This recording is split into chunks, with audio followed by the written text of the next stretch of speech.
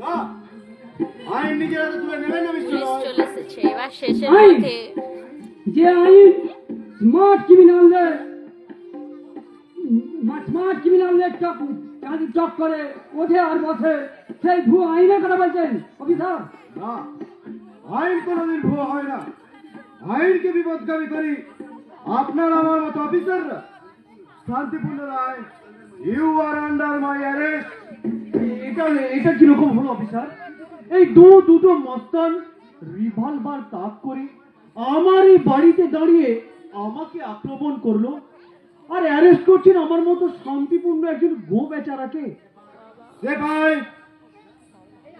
আসছে সেবাই। ওদের দুজনকে অ্যারেস্ট করো। আমার অপরাধটা কি জানতে পারি স্যার? কটা অপরাধের কথা জানতে চান শান্তিপূর্ণ রায়? এ কি প্রদীপ, তুমি?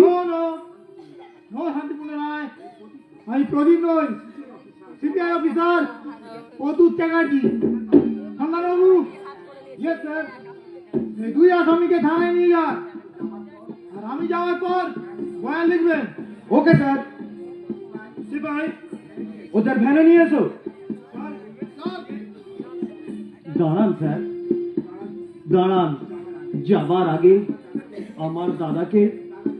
আমি দাদাকে দুটো কথা বলে যাই। দাদা, আমি জানি আমার অপরাধের কোনো ক্ষমা নেই। বিচারে হয়তো যাবজ্জীবন জেল নয়তো ফাঁসি হবে। আমাকে তুই ক্ষমা করিস দাদা। আমি যদি ফিরে আসি আবার দেখা হবে।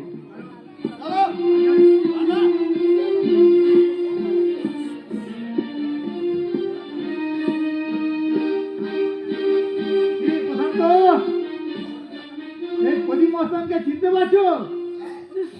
হ্যাঁ, আপনি সত্যি দেবতা।